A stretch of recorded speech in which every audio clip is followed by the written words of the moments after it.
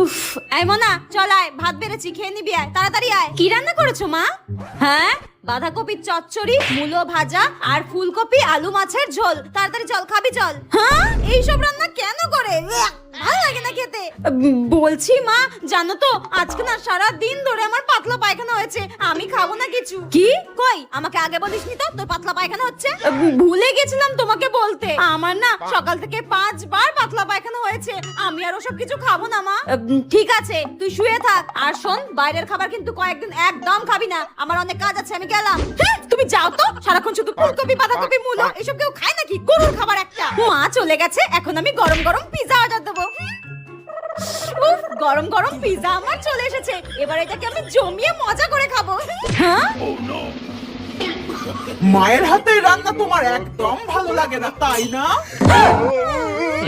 তোকে আজকে আমি